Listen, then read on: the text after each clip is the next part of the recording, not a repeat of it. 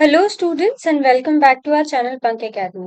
अभी तक जो हमने सेल का जो चैप्टर स्टार्ट किया है उसमें हम ये सारे टॉपिक्स कंप्लीट कर चुके हैं, जैसे cell membrane, cell wall, endomembrane system, mitochondria, cytoskeleton और microbodies.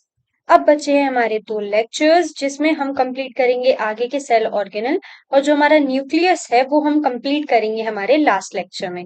So without wasting any time let's get started.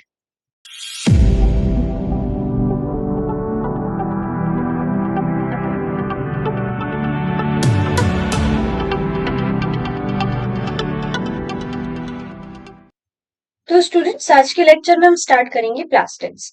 तो ये जो प्लास्टिड्स होते हैं ये प्लांट्स और यूग्लिनॉइड्स में प्रेजेंट होते हैं। जब आप बायोलॉजी क्लासिफिकेशन पढ़ते हैं तब आपने यूग्लिनॉइड्स के बारे में पढ़ा होगा।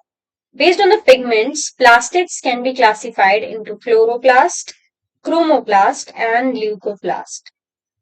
अब ये जो प्लास्टिड्स होते हैं हमारे कलर के बेसिस पर थ्री टाइप्स में डिवाइडेड हैं। एक जो होता है हमारा क्लोरोप्लास्ट होता है, एक क्रोमोप्लास्ट होता है और एक ल्यूकोप्लास्ट होता है। जो क्लोरोप्लास्ट होता है उसके अंदर प्रेजेंट होता है क्लोरोफिल एंड कैरोटीनॉइड पिगमेंट्स। ये सारे हमारे प्लांट सेल के पिगमेंट्स हैं। And the leucoplast are colourless. जो हमारा ल्यूकोप्लास्ट होता है वो कलरलेस होता है, उसमें कोई कलर नहीं होता है। वो भी सब डिवाइडेड है इनटू अमाइलोप्लास्ट, एलियोप्लास्ट एंड हमारा होता है एक एल्यूरोप्लास्ट। ये आपको याद रखना है कि जो एल्यूरोप्लास्ट होता है उसमें प्रोटीन का स्टोरेज होता है, एलियोप्लास्ट में ऑयल्स का और एमाइलोप्लास्ट में कार्बोहाइड्रेट्स का। नेक्स्ट पॉइंट देखते हैं, जो हमारा क्लोरोप्लास्ट होता है are also double membrane bound structure. अब जो हमारा क्लोरोप्लास्ट होता है वो डबल मेम्ब्रेन बॉन्ड स्ट्रक्चर होता है which has membrane sac like structures thylakoid. अब इसके अंदर जो हमारा क्लोरोप्लास्ट है उसमें सैक लाइक स्ट्रक्चर्स होते हैं जिसको हम बोलते हैं थाइलाकॉइड्स, और होता है हमारा मैट्रिक्स। थाइलाकॉइड के बाहर का जो मटेरियल होता है वो होती है मैट्रिक्स और उसको बोलते हैं हम stroma. It is also contain it also contains small double stranded circular DNA और इसका खुद का राइबोसोम। जैसे हमने माइटोकॉन्ड्रिया में पढ़ा था उसके पास भी उसका खुद का डीएनए, आरएनए और राइबोसोम होते हैं, वैसे ही हमारे क्लोरोप्लास्ट के पास भी उसका खुद का छोटा सा डबल स्ट्रैंडेड सर्कुलर डीएनए होता है और उसके पास राइबोसोम्स भी प्रेजेंट होते हैं। Carotenoid is fat soluble pigment. Carotenoids जो होते हैं हमारे ये फैट सॉल्युबल पिगमेंट्स होते हैं। इनके एग्जाम्पल्स है कैरोटीन एंड ज़ैंथोफिल। जब आप फोटोसिंथेसिस पढ़ेंगे हमारे प्लांट्स में तब आपको इन पिगमेंट्स के बारे में और पता चलेगा। The ribosome of the chloroplast are smaller than cytoplasmic ribosome. अब जो हमारा राइबोसोम होता है ना हमारे क्लोरोप्लास्ट का वो 70S होता है। लास्ट लेक्चर में मैंने आपको एस का यूनिट जो होता है वो मैंने इसका फुल फॉर्म भी बताया था। ये जो एस होता है इट स्टैंड्स फॉर सेडबर्ग्स यूनिट। तो 70S का हमारा जो राइबोसोम प्रेजेंट होता है इसका सब यूनिट भी मैंने आपको बताया 50S और 30S। आगे बढ़ते हैं, thylakoids are arrange in stacks called grana. अब जो हमारे थाइलाकॉइड्स होते हैं वो अरेंज होते हैं स्टॉक्स में, ग्राना में। अब आप इसको ऐसे समझ सकते हैं कि छोटे छोटे थाइलाकॉइड्स फ्लेट्स जैसे होते हैं और ग्राना जो होता है वो हमारा वो पूरा एक मल्टी होता है। तो ये इस तरीके से हमारे जो थाइलाकॉइड्स है वो जमे हुए होते हैं और उस पूरे यूनिट को हम बोलते हैं ग्राना। Flat membranous tubule called the stromal lamella collecting the thylakoids of different grana। अब अगर हम देखें जैसे हमारी दो बिल्डिंग्स हैं और उसके बीच में हम एक बालकनी बना देते हैं तो उसका काम करता है हमारा स्ट्रोमा लैमेली। दो थाइलाकॉइड की जो जो हमारे दो ग्रेना है, दो बिल्डिंग्स है, उसके बीच में जो एक कनेक्टिंग नेटवर्क होता है उसको हम बोलते हैं स्ट्रोमा लैमेली। आगे बढ़ते हैं, stroma contain required enzyme for carbohydrates and protein synthesis. अब जो हमारा स्ट्रोमा होता है उसमें एंजाइम्स प्रेजेंट होते हैं जो हमारे कार्बोहाइड्रेट और प्रोटीन का सिंथेसिस करवाते हैं। Chlorophyll pigments are present in thylakoids. अब जो हमारा क्लोरोफिल पिगमेंट होता है वो हमारे थाइलाकॉइड्स में प्रेजेंट होता है। यहाँ पे हमारा दिया है क्लोरोप्लास्ट का डायग्राम। अब ये आप देख सकते हैं, ये जो हमारा क्लोरोप्लास्ट है ये है उसका आउटर मेम्ब्रेन। आपको मैंने बताया कि डबल मेम्ब्रेन से बॉन्ड होता है। ये है हमारा इनर मेम्ब्रेन, और ये जो बिल्डिंग्स आपको दिख रही है ना, ये है हमारा ग्रेना। उसके बाद जो बिल्डिंग्स के आपको ये लेयर्स दिख रहे हैं, ये जो एक एक लेयर है ना बिस्किट्स टाइप के, ये है हमारे थाइलाकॉइड। और जो इसको कनेक्ट कर रहा है ये है हमारा स्टोमा लेमेली। ये सेक्शनल व्यू है हमारे क्लोरोप्लास्ट का। अगर और सिंपली मैं आपको बताना चाहूं तो ये है हमारा बेसिक सा डायग्राम। ये हमारा आउटर मेम्ब्रेन है, ये हमारा इनर मेम्ब्रेन है क्लोरोप्लास्ट का, ये हमारा स्ट्रोमा है क्लोरोप्लास्ट का, और ये जो बिल्डिंग्स आपको दिख रही हैं ये है हमारा ग्रेनम। ये है हमारे थाइलाकॉइड्स, और इसके बीच का जो नेटवर्क होता है उसको हम बोलते हैं स्ट्रोमा लैमिनी। आगे बढ़ते हैं, हम स्टार्ट करते हैं सीलिया एंड फ्लैजेला। तो हमने पढ़ा था कि जो यूकैरियोटिक सेल होते हैं उसमें कॉम्प्लेक्स लोकोमोटरी स्ट्रक्चर्स प्रेजेंट होते हैं। अब वो लोकोमोटरी स्ट्रक्चर्स होते क्या है? Cilia and flagella. Cilia and flagella are hair like outgrowths of cell membrane. आपको ये याद रखना है कि ये सेल मेम्ब्रेन की आउटग्रोथ्स है। Flagella are comparatively longer and responsible for cell movement. अब जो हमारा फ्लैजेला होता है ना, ये ज्यादातर लंबा होता है, लॉन्ग होता है, और ये रिस्पॉन्सिबल होता है हमारे सेल के मूवमेंट के लिए। The prokaryotic bacteria also possess flagella but they structurally different from eukaryotic flagella. अब ये जो प्रोकैरियोटिक बैक्टीरिया होते हैं उसमें भी फ्लैजेला होता है, लेकिन जो हमारा यूकैरियोटिक फ्लैजेला होता है वो ज्यादा कॉम्प्लेक्स होता है, और ये दोनों स्ट्रक्चर में अलग अलग होते हैं। अब जो सेंट्रल कोर है उसको हम बोलते हैं axoneme, and the arrangement of axonemal microtubules is referred to as 9+2 array. ये आगे जब हम इसका डायग्राम देखेंगे तब मैं आपको और अच्छे से समझाऊंगी। Both cilium and flagella arise from centriole like structure. जो सेंट्रियोल होता है वो एक बेस का काम करता है हमारे फ्लैजेला के लिए। They are covered with plasma membrane. जैसे कि आप देख सकते हैं कि ये सेल मेम्ब्रेन की आउटग्रोथ है, तो ये पूरा कवर होता है हमारे सेल मेम्ब्रेन से। चलिए आइए मैं उसका स्ट्रक्चर आपको अच्छे से बताती हूँ। तो ये है हमारा, ये तो उसका जो रियल पिक्चर है, और यहाँ पे हमने उसको डायग्रामेटिक फॉर्म में लिया है।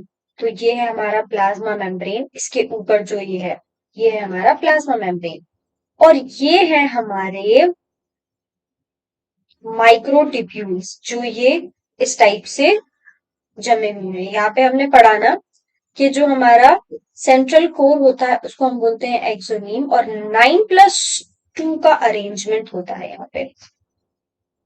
जो एक्सोनिमल माइक्रोट्यूब्यूल्स होते हैं ना, इसके अरेंजमेंट को हम बोलते हैं एक्सोनीम। अब यहाँ पे हम समझते हैं, यहाँ पे आप देख सकते हैं कि दो दो माइक्रोट्यूब्यूल्स प्रेजेंट है यहाँ पे। एक ये प्रेजेंट है, एक हमारा ये प्रेजेंट है। मतलब हमारे दो माइक्रोट्यूब्यूल्स के सेट्स बने हुए हैं यहाँ पे। और यहाँ पे है कितने? 1, 2, 3, 4, 5, 6, 7, 8 एंड 9। बहुत सारे लोगों को लगता है कि जो हमारा ये 9 है और ये 2 है तो 9+2 अरेंजमेंट नहीं। यहाँ पे भी हमारे दो माइक्रोट्यूब्यूल्स प्रेजेंट होते हैं। ये जो हमारे आपको दो दिख रहे हैं ना बीच में, ये भी दो हमारे माइक्रोट्यूब्यूल्स हैं जो सेंट्रल माइक्रोट्यूब्यूल्स कहलाए जाते हैं। ये जो आपको दिख रही है ये लाइन, ये हमारा जो ये दिख रहा है आपको, ये होता है हमारा सेंट्रल शील्ड। और ये जो स्पोक्स निकले हुए हैं ये बोले जाते हैं रेडियल स्पोक्स। और ये हमारे पेरिफेरल माइक्रोट्यूब्यूल्स का डबलेट्स प्रेजेंट है। इंटर डबलेट ब्रिज भी और यहाँ पे प्रेजेंट होता है।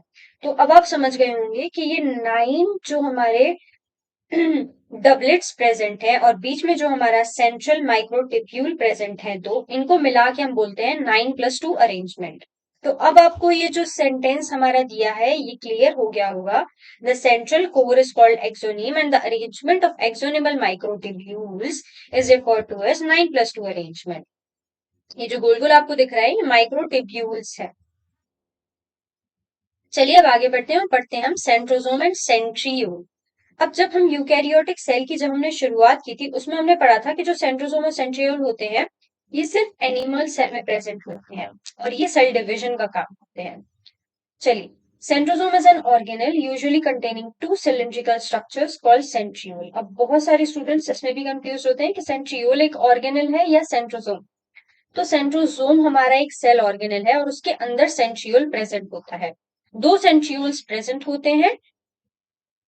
दे are surrounded by amorphous pericentriolar material। और ये सराउंड होते हैं, जो हमारे दो सेंट्रियोल्स प्रेजेंट होते हैं, they are surrounded by amorphous pericentriolar material। एक टाइप का मटेरियल होता है जो प्रेजेंट होता है हमारे सेंट्रियोल्स के आजू बाजू में। And lie perpendicular to each other, ये दोनों एक दूसरे के परपेंडिकुलर लाई करते हैं। मतलब अगर एक ऐसा है तो एक हमारा ऐसा होगा, इस टाइप से ये परपेंडिकुलरली प्रेजेंट होते हैं। The central part of proximal region of centriole is proteinaceous called hub.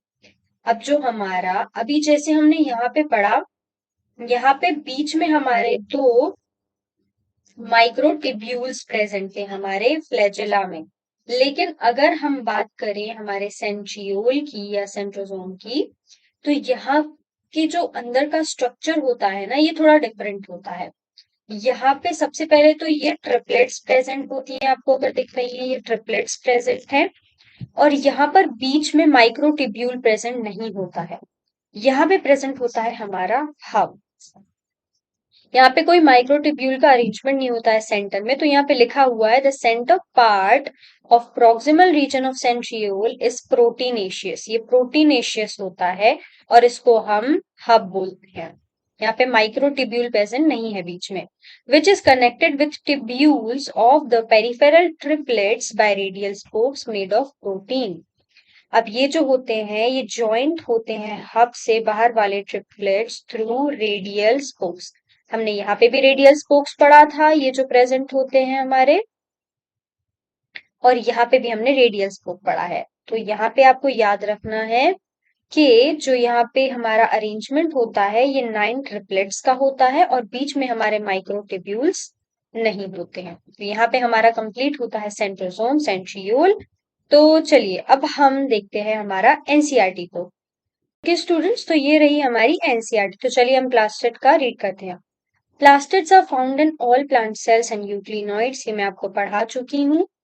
These are easily observed under the microscope. हमने माइटोकॉन्ड्रिया के बारे में जब हम पढ़ रहे थे, हमने ये पढ़ा था कि उसको स्टेन करके देखना पड़ता है क्योंकि वो इजीली विजिबल नहीं होता है, लेकिन they are observed under the microscope as they are large. They bear some specific pigments imparting specific colors to the plants। अब इसमें different different colors present होते हैं, pigments जो हमारे different different colors देते हैं हमारे plant को। 3 टाइप्स के होते हैं, ये मैं बता चुकी हूँ, chloroplast, leucoplast and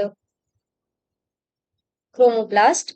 the chloroplast contain chlorophyll, carotenoids जो हमारे फैट सॉल्युबल पिगमेंट्स होते हैं, उसके टाइप्स में आपको एग्जांपल से बता चुकी हूँ, carotene xanthophyll. That gives part of the plant yellow orange और रेड कलर, जो हमारे प्लांट को येलो ऑरेंज और रेड कलर देते हैं। ल्यूकोप्लास्ट हमारे कलरलेस होते हैं, ये आपको बहुत अच्छे से याद रखना है। एमाइलोप्लास्ट, एलियोप्लास्ट एंड एल्यूरोप्लास्ट, ये डायग्राम भी मैं आपको बता चुकी हूँ। डबल मेम्ब्रेन होता है हमारा क्लोरोप्लास्ट, इसमें थाइलाकॉइड्स प्रेजेंट होते हैं। हमारा स्ट्रोमा लैमेला प्रेजेंट होता है जो कनेक्ट करता है दो ग्रेना को, और ये पूरे जो बिल्डिंग्स थे वो हमारे ग्रेना कहलाए जाते हैं। अब उसके बाद ये जो मैंने आपको वहां पे अपने नोट से मेंशन नहीं किया है वो है these are lens shaped oval spherical discoid और even ribbon like organelles having variable length. तो आप इसको अपनी एनसीईआरटी में हाईलाइट कर लें। The number varies 1 per cell in Chlamydomonas। जैसे हमने माइटोकॉन्ड्रिया का पढ़ा था, ये भी उसी की तरह है। इसमें भी हमारा जो है डिफरेंट डिफरेंट सेल्स में इसका डिफरेंट डिफरेंट नंबर होता है। Like mitochondria, the chloroplasts are double membrane bond structure। तो जो हमारे क्लोरोप्लास्ट होते हैं माइटोकॉन्ड्रिया जैसे, ये भी डबल मेम्ब्रेन बॉन्ड होते हैं। इसमें क्या होता है, the inner chloroplast membrane is relatively less permeable. जो अंदर वाली लेयर होती है ना हमारे क्लोरोप्लास्ट की, वो थोड़ी कम परमिएबल होती है। The space limited by inner membrane of chloroplast is called stroma. ये भी मैं आपको पढ़ा चुकी हूँ। The number of organised flattened membranous sacs. तो ये जो पॉइंट आपको यहाँ पे दिख रहा है ना, like mitochondria, the chloroplasts are also double membrane bond of the two. The inner chloroplast membrane is relatively less permeable. इस पॉइंट को आपको बहुत ही अच्छे से ध्यान में रखना है। ये एक नीट PYQ है, ये एक सेंटेंस के स्टेटमेंट बेस्ड क्वेश्चन के फॉर्म में आया था। तो यहाँ पे हमने क्लोरोप्लास्ट कंप्लीट कर लिया है। तो अब जो हमारा नेक्स्ट लेक्चर होगा ना, उसमें हम करेंगे न्यूक्लियस और एक बचा हुआ हमारा cell organelle which is ribosome. तो आप जो जो मैंने आज के लेक्चर में पढ़ाया है उसको एनसीईआरटी से थॉरली रीड कर लें। और तब तक के लिए टेक केयर, बाय बाय।